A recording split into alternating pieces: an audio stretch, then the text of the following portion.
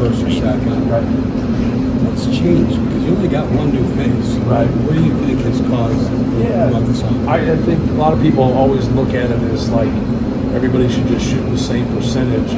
But if your execution is not good, you're not going to do the same quality of the shot, right?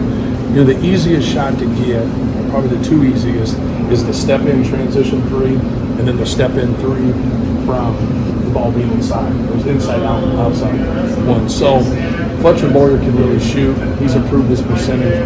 Braden Smith can really shoot. He's improved his percentage. Mason Gillis has improved his. He can really shoot. So they're guys that could shoot before. We've made better decisions. They put in a lot of work. You add Lance Jones, Miles Colvin, Cam Heide, all those guys can make open shots. Some of those guys are lower volume, so it's not as much, but it's just a lot of work and recruiting guys that, that came to Purdue that were skilled. And the year before, our execution wasn't the same, and we had some guys that were a little younger, and just that year of experience and maturity, I think, has just helped with everything. Speaking of that, Braden, when you think back to the tape and seeing him live when he was at Westfield, yes, what impressed you? What made you say, I'm going to go after this kid? Just how competitive he was, his instincts. He just knew how to play. He could play passing lanes and get steals. Just an unbelievable feel.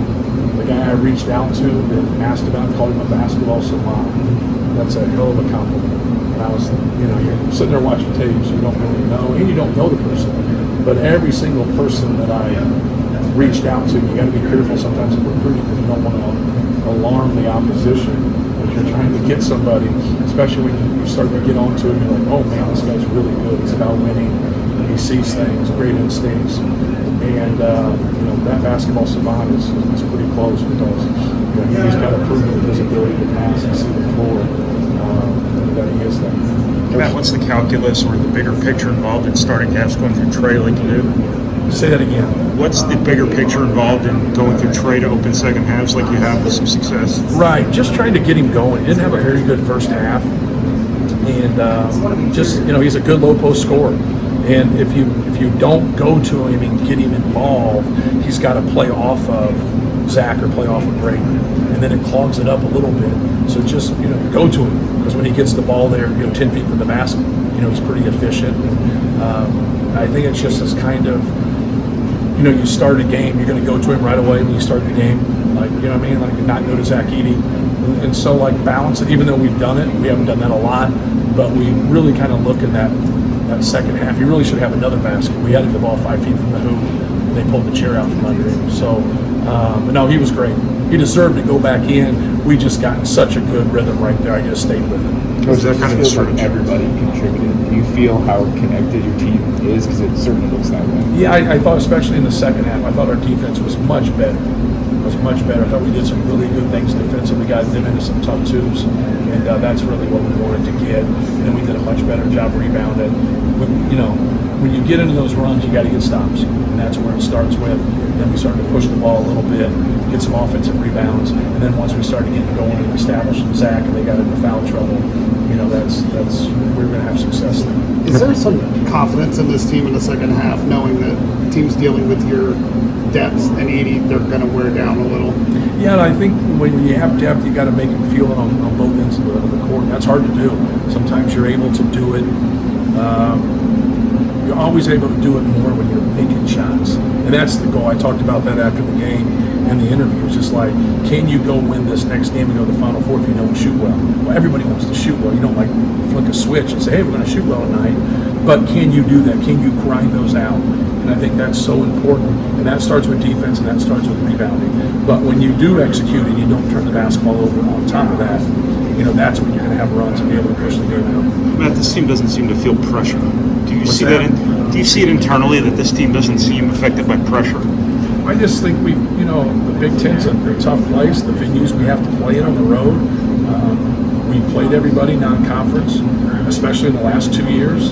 So like they've had a lot of experiences of playing, quality teams, some of the best teams in the country on the road and in neutral sites. And so just stay with it. We've done this before. Just stick with it and keep playing.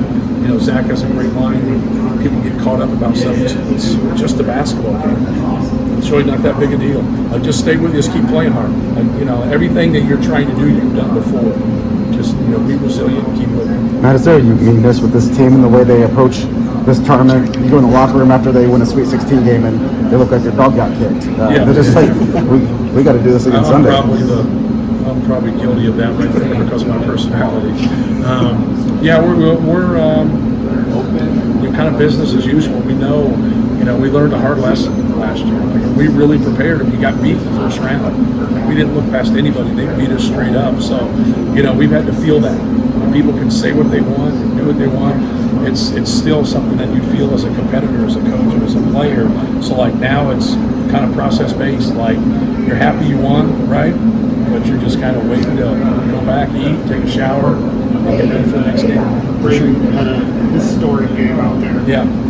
What was he able to do to control things? Just make simple plays. Like, he had some nice drives there and made a couple nice shots, but for the most part, just took what they gave him, made some nice passes out, got some good post feeds into Zach, got a couple good lobs to Zach, some kick aheads in transition, but just take what the defense gives him. When he does that and just kind of organically plays, that's when he's the most dangerous.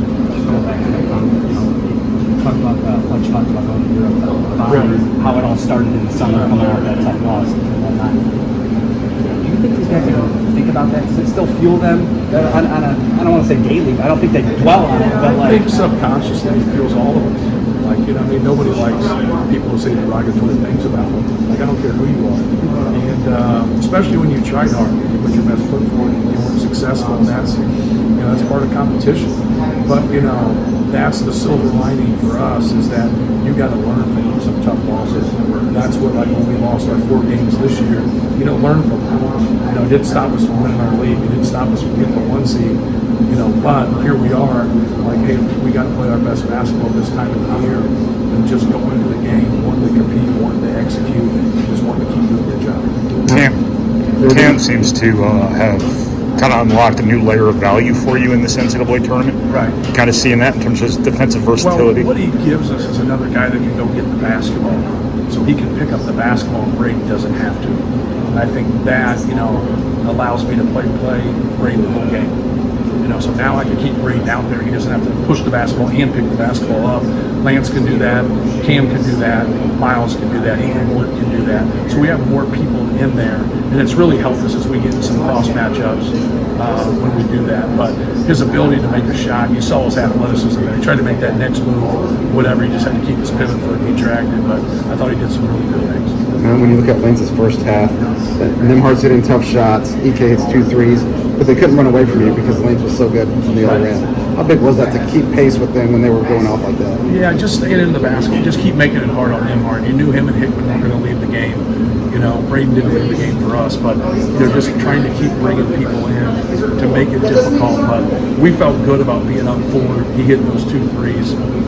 They made some tougher shots. We wanted to keep them in to making some of those tough shots, and then execute better on offense. It wasn't bad in the first half, right?